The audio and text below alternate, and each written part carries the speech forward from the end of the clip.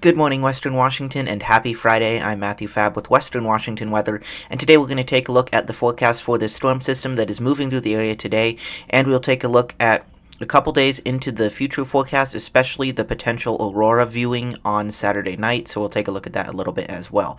So starting here with the radar image, you can see this system is moving across Western Washington as the videos made this morning. Here you can see some areas of heavy rain across the metro area and all the way down toward the southern coast there. And that will bring some low visibility at times and some standing water for the morning commute. And then you can see the rain is tapering off into showers here on some of the north coast, and that is what will hit the metro area in a couple of hours or so. So let's take a look at that forecast. This is the high resolution rapid refresh model, and you can see this is showing 7 a.m. It's actually doing pretty good. It's picking up this rain pretty well. So we go through the morning here, you can see that heavy rain starts to push off into the Cascades by the time we get to about 10 a.m., with showers continuing across most of the area through about noon before all that rain pushes off to the east and we start to get a little bit sunny out there. Then we'll have a convergence zone forming here. You can see that there in the mountains, and then it extends into the Puget Sound area. They're mainly near Everett and the Kings-Snohomish County line this evening around 4 p.m. here, and you can see that tapers off into tonight. And then as we go through Saturday, you can see, I just wanted to point this out, there is a chance of some brief showers across the area. These really won't last very long on Saturday, especially in the afternoon and evening, and mainly from Everett northward, but that should only bring a few hundredths of an inch of rain. Now let's compare that to the NAM model, also another high resolution model, and this is also picking up pretty well on the rainfall. Here you can see it shows the same thing, showers moving through about noon, though it does show a few more heavy showers across the area as the heavier band of uniform rain pushes off. You can see some of these heavier showers here. And then as we go to about 2 o'clock, that rain clears out, showers to the south, and the convergence zone starts to form around 4 o'clock and continues for a couple of hours before pushing into the Cascades. And you can see some showers remain in the mountains before we do have a little bit more rain there on Saturday, but not much. This actually shows it more on Sunday for a few showers up near Whatcom County, but nothing impactful there. Now taking a look at total precipitation back on the high resolution rapid refresh, the first radar model we looked at, you can see it shows a little bit of a rain shadow from Seattle up toward Bellingham with only about 1/4 of an inch to 4/10 of an inch for those areas. And then from really SeaTac Federal Way southward, it shows about 0.4 inches to 3/4 of an inch. And then in the Cascades, you can see the signature of that convergence zone in the Snohomish County Cascades, with it showing up to 2 inches of rain with some locally heavy rainfall there in those areas of the Cascades. And then most of the mountains get 3/4 of an inch in the Olympics to an inch and a half in the Cascades, and up to a 1/2 inch of rain on the coast. And if we take a look at the NAM model, it does show more rainfall across the whole area, with up to an inch near Everett and parts of Snohomish County due to that convergence zone, and then most of the lowlands getting about 1/3 of an inch there, except areas from SeaTac southward getting up to 3/4 of an inch, and then up to 9/10 of an inch on the coast there. And then the mountains, the NAM often overdoes rainfall in the mountains, but you can at least expect an inch for most of the Cascades, maybe a little bit more in some spots that could get up toward 1.5 inches.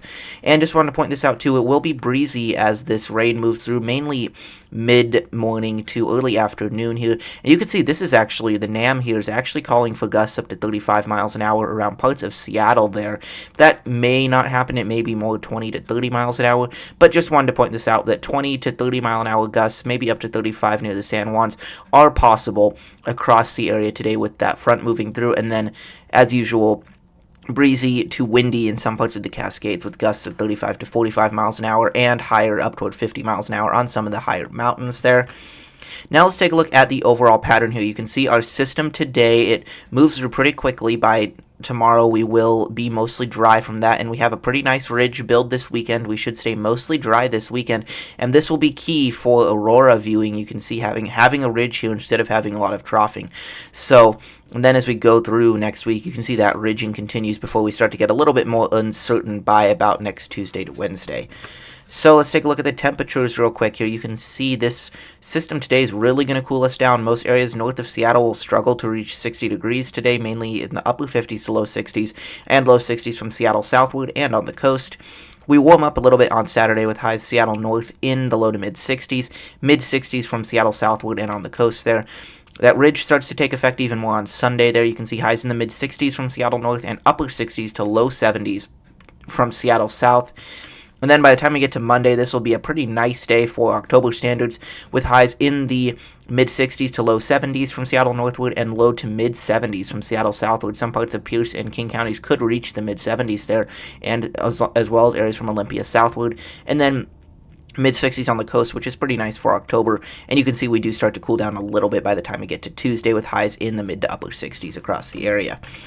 Now, I just wanted to point this out. This is the Space Weather Prediction Center's Aurora forecast for tomorrow night, and this is not a guarantee at all. And we will talk about this a lot more in tomorrow's video, but you can see that view line is over Oregon there, and so we could have some aurora viewing across Washington, but that is, of course, if the clouds cooperate for us here.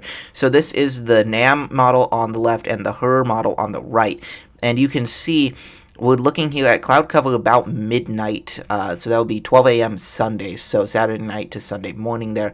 And you can see it does actually show a good portion of Washington and Oregon is clear late Saturday night into Sunday. The biggest trouble spot is really going to be from Everett northward there. You can see that those cloud cover there over the northern tier of the state, but this is still kind of uncertain, and we will take a look at this much more in depth tomorrow. But this is promising for aurora watchers here across Washington, because a majority of the state could be clear. So stay tuned for more on that, and we'll talk about it in depth a lot more tomorrow. And as always, don't forget to like, subscribe, ring that notification bell, share these videos. Be safe out there with the heavy rain this morning, and stay tuned for some updates on the aurora and cloud potential tomorrow. And I'll talk to you all then.